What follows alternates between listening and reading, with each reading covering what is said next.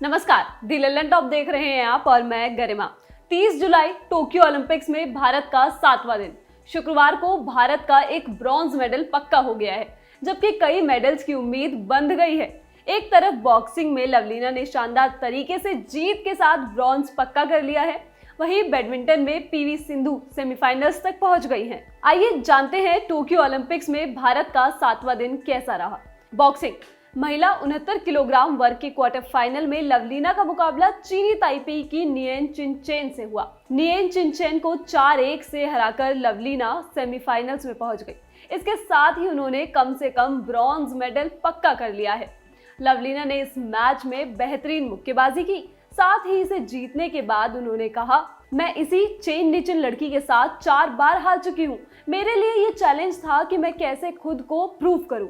मैंने सोचा था कि मुझे खुद को प्रूव करके दिखाना है। यही वो मौका है जहां मैं 4 बार हारने का बदला ले सकती हूँ। कोई स्ट्रैटेजी नहीं थी, मैं ये सोच कर गई थी कि जो भी होगा वहीं पर हर सिचुएशन को हैंडल करूंगी। खेलकर मजा आया। हॉकी में भारत के लिए शुक्रवार का दिन 2-2 जीत लेकर आया। सबसे पहले भारत की महिला हॉकी टीम ने आयरलैंड को 1-0 से हराकर क्वार्टर फाइनल में प्रवेश करने की उम्मीदों को जिंदा कर लिया है। वहीं दूसरी तरफ भारतीय मेंस हॉकी टीम ने जापान को इस तरह से हराया कि अब क्वार्टर फाइनल में उनसे उम्मीद और भी बढ़ गई है। भारत ने पूरे मैच में दबदबा बनाए रखा और जापान को 5-3 से हरा दिया। भारत के लिए 2 गोल गुरजंत सिंह ने, जबकि 1-1 गोल हरमनप्रीत सिंह और नीलकंठा ने किए। बैडमिंटन में भारत की सबसे बड़ी उम्मीद पीवी सिंधु भारतीय फैंस को बिल्कुल भी निराश नहीं कर रही हैं। उन्होंने जापान की यामागुची को हराकर सेमीफाइनल्स में अपनी जगह पक्की कर ली है। सिंधु ने जापान की यामागुची को सीधे सेट्स में हराया। इस मैच में सिंधु ने पहला सेट 21-13 से जीता। वहीं दूसरे सेट में कुछ देर पिछड़ने के बाद उन्होंने 22-20 से इस मुकाबले को जीत लिया। इस मुकाबले में एक पल यामागुची गेम पॉइंट पर आ गई थी। तभी कोच ने सिंधु को यह कहकर प्रेशर हटाया कि तुम बस फोकस बनाए रखो, तुम पार निकल जाओगी। जीत के बाद बात भारत की हार की। शूटिंग महिलाओं के 25 मीटर पिस्टल इवेंट के क्वालिफिकेशन राउंड में भारत का प्रतिनिधित्व राही सरनोबात और मनु भाकर ने किया।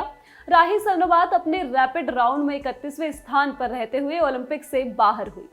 वहीं मनु भाकर ने रैपिड राउंड में 11वें स्थान पर रहते हुए अपना सफर खत्म किया।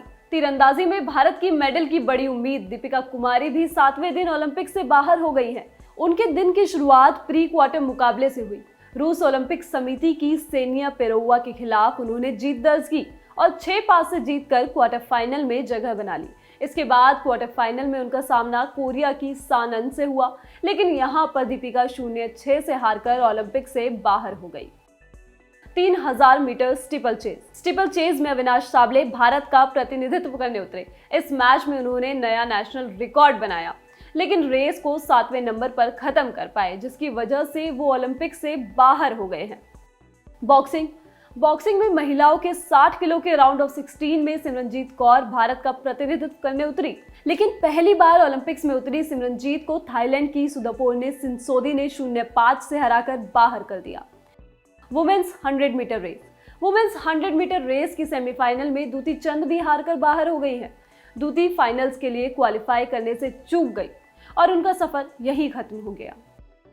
Selling women's laser radial race में नेथरा कुमानन का सफर खत्म हो गया है। उन्होंने अपनी रेस 38वें स्थान पर खत्म की। इस तरह से टोक्यो ओलंपिक्स का 7वां दिन खत्म होने के साथ ये तय हो गया कि भारत के मेडल्स की संख्या अब 1 से अधिक रहना तय है। इस स्टोरी में बस इतना ही। आप देखते रहिए दी ललन टॉप। शुक्रिया।